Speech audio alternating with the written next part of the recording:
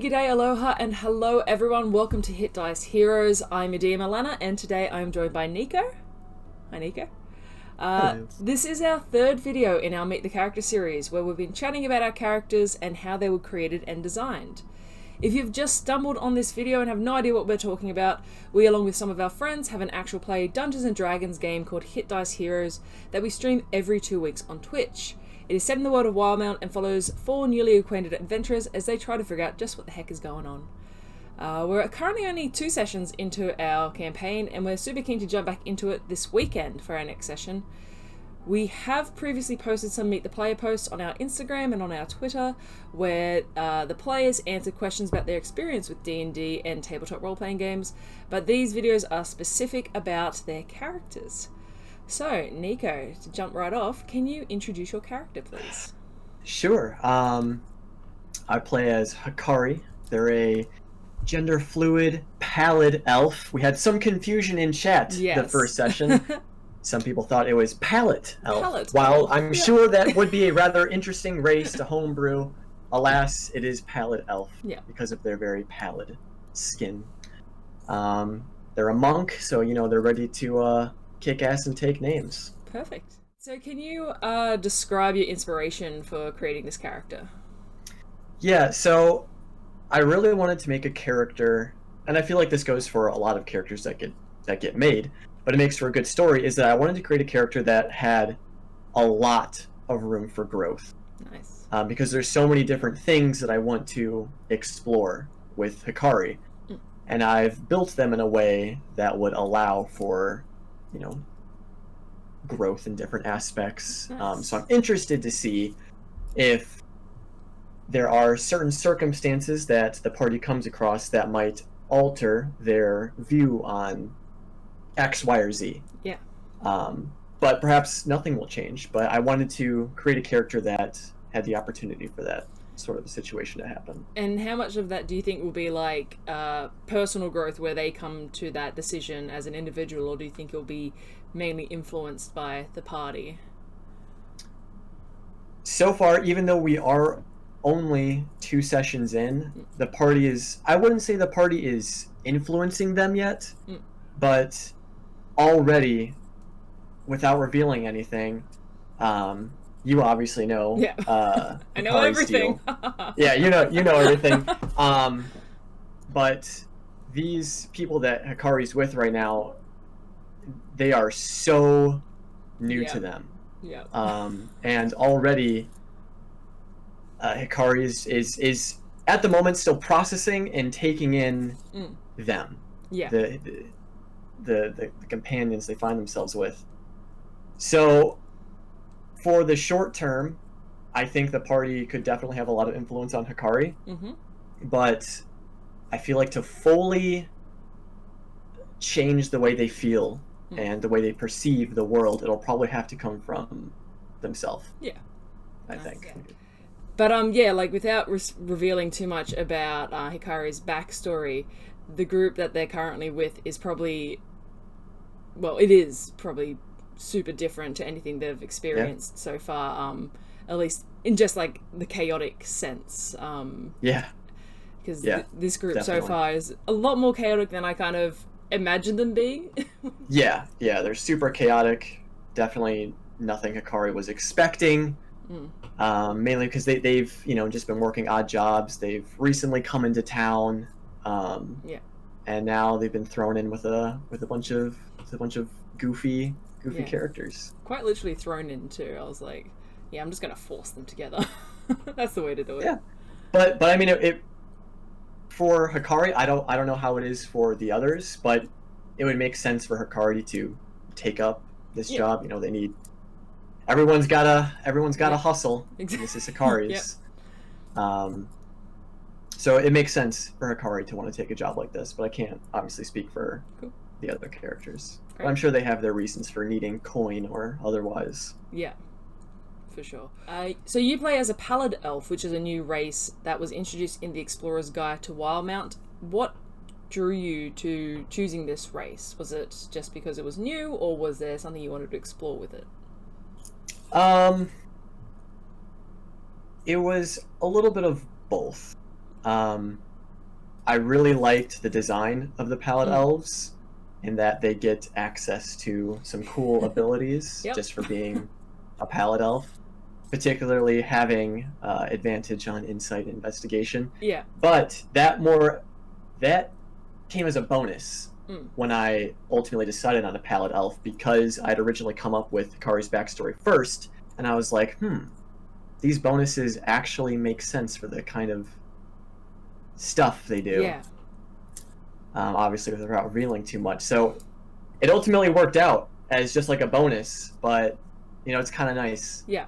But also, no, can't say anything. I can't say anything that would reveal. Oh, okay. Fair enough. That's okay. I'll leave it at that. I was intrigued. I knew I did want to play as something new, like a new race that Matt had come up with, and I was like, oh, Pallid elf might be cool. And then I found out all the cool stuff they could do, and it ultimately worked out. It's very cool. It's a very interesting race, and I'm excited to kind of explore some more of those features that Hikari will have. The advantage on the investigation, and is it insight? Is that right? Insight, yeah. Yeah, I'll keep double checking that, because you keep saying it. Oh, I have advantage. I'm like, what? Why? Damn, that's so good. Yeah, yep. Nah, it's very good. But what's interesting is this also kind of goes into, well, not really the inspiration of the character, but sort of the design of Hikari. And as many people have probably noticed, with because we've revealed everyone's stat blocks and such, and Hikari has a pretty low charisma, which is interesting because I feel Hikari has been showcasing rather adequate skills when in a relatively social setting, but Hikari has a very, very specific tool set when dealing with people. Yep. Outside of that tool set, they have nothing. They don't know how to handle social situations. Cool. So far we haven't explored that yet. Yeah. But what we have seen is this is what they're good at when dealing with people so far. Yes. Cool. Something I've noticed is they are quite sarcastic in the way they speak with people and kind of deal with people. Was that a conscious choice, or is that just something that kind of comes up naturally? So again, a little bit of both. Given their backstory and how I've wanted to roleplay as them, this is their way of expressing themselves to others in a innocent way, I guess is one way to put it. But also it's kind of easy for me to also do that because I'm also a very sarcastic person in real life. So it kind of just goes hand in hand. So I guess the sarcasm is kind of a little bit of myself sprinkled in there, among other things. But I definitely wanted to play Hikari as a more sassy, sarcastic kind of character in certain aspects. So cool. Yeah. I love their mix of sarcasm and confused awe with Gima. Yeah, Gima is like an enigma to them. They have never seen anyone like Gima. Yeah, it's really cool. And they probably won't ever again. To be honest, Gima is very unique. Yeah. And Hikari's was at first skeptical of Gima's combat prowess or ability to handle these situations they found themselves in already. But also Hikari is wary that she might get everyone in trouble, as was also showcased in the previous episode. But Hikari's here for it. Nice.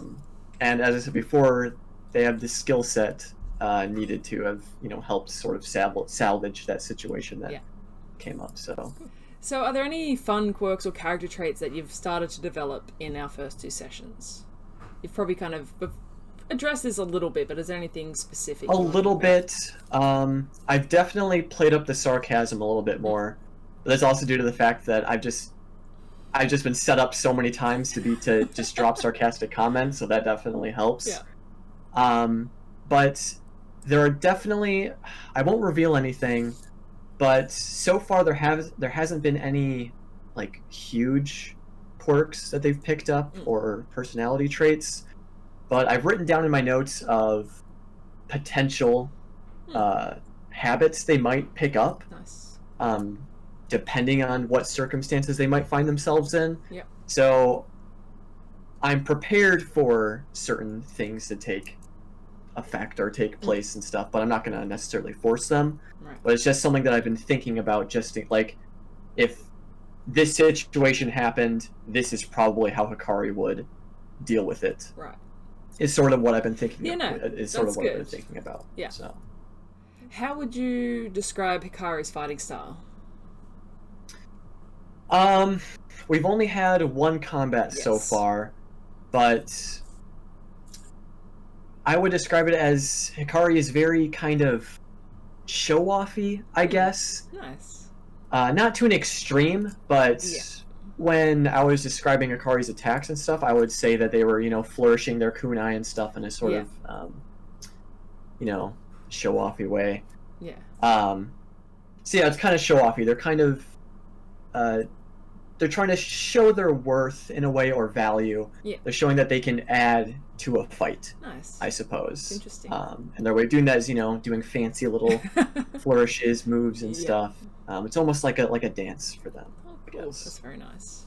Nice. Monks are so cool too, by the way. Yeah, and monks, kick ass. So. Yeah. Definitely excited to do some cool monk shit, as they put it. Once you get your 100 feet of movement, no one can keep up. Yep, zipping around. Yeah. So overall, what would you say you're most excited for in playing the character? Is it things like exploring the backstory, just role-playing, combat? What do you think is most exciting to you? Well, the easy answer is all of it, and it's definitely that. But to break it down a little bit more, I am so huge into role-playing, and I've loved all of the role-playing moments every character has had so far. It's been so much fun. But as I said in the beginning of this discussion, I created Hikari with so much room for growth, and that I am super excited to see where it goes. 100 episodes from now, will Hikari be the same person? Probably not. But I'm just excited to actually be along for that journey. Because, the great thing about these stories that we're creating is that not only is it fun, obviously, to expand the story of these characters and the world that we're playing in, but we as players also learn lessons that transpire in the game. So I'm excited for Hikari to learn, but I'm also excited for possibly myself to learn. Oh, lovely. That's cool. So our incredible character artist Risei Arts obviously has done the portraits for our 4 characters and knocked it out of the park with every single one of them. But 100%. Talking about Hikari, can you kind of run us through the process for designing the character, their looks, their outfits, anything you want to add about the character design?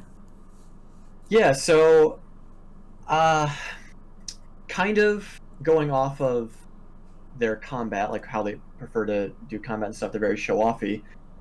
That's kind of how they are with how they present themselves, and I wanted to show that a little bit with the nice flowy hair, the nice braid, the earrings. Obviously their attire isn't high-end royal. Their attire is very much purposeful, towards their lifestyle, and they need to be mobile and agile. So obviously the loose clothing and stuff was a given, especially with monks and stuff. But I sent Risei so many pictures to refer to of okay, this is kind of what I'm looking for. So many. I felt kind of bad, but I was like, this is what I have in mind. Yeah. Yeah, and a lot of people kind of guessed when we first posted the silhouette. I think they saw it, them holding a dagger, and they're like, "Oh, this is going to be a rogue." And I think it surprised quite a few people when they were actually a monk. Yeah, but what's funny is that there was someone in the comments that guessed monk, and then a specific subclass. So I was like, "Wow, that is crazy that they guessed that." But yeah, ultimately went with the monk. Mainly because, I love the monk class and stuff and get to do cool monk shit and stuff. But what may have caught people off guard was the way they sort of present themselves. Obviously, minus their attire. Their attire is very monk-esque, which is obviously very particular with what I wanted for their outfit. But I was also particular with the earrings and the hair. Not something you would see, or I would expect to see from like an average monk type character. So I was very particular about what I wanted for their hairstyle, the hair color, the earrings. It's very purposeful, and I'm sure it will come up in game, but I can't reveal too much right now. But it was intended for them to look this way. They chose to look this way for very specific reasons. Nice. And I definitely wanted to nail the more roguish look. Raise sent me a few different portraits that she would then work off of for Hikari's look, and all of them were fantastic, but only this one in particular really hit that roguish smirk, that mischievous look in their eyes. Definitely sealed the deal for me. Yeah, no, the facial expression is like so strong. It's like they I mean, kind of like first glance, they kind of just look serious, but when you look closer, you do see there is that kind of smirk. There is that kind of sarcastic grin, I guess. The sassy. Yeah. And I love the earrings so much. The kind of just the silver chains and the hanging down. Yeah, and I didn't even tell Rise, I want this kind of an earring. I just said, yeah, they got some earrings, and then she came up with that, and I was like, that is perfect. Absolutely amazing. No, it's so cool. And Hikari is the tallest in the party, standing at which is solid 5'10". Which is saying something because yeah, definitely. That there was no real reason for that. Only that Pallid elves and elves in general are normally of a shorter height on average than a standard human. Yeah. So I was like, 5'10". That's a little bit shorter than I am. So I was like, sure, let's go with 5'10". Yeah. But now I guess I'm towering over my my companion. So yeah, we'll see how that goes. It's great. I love it. I love smaller races. I love shorter characters. I feel like they don't get played enough. People kind of want to be the big, strong. Yeah, that's great.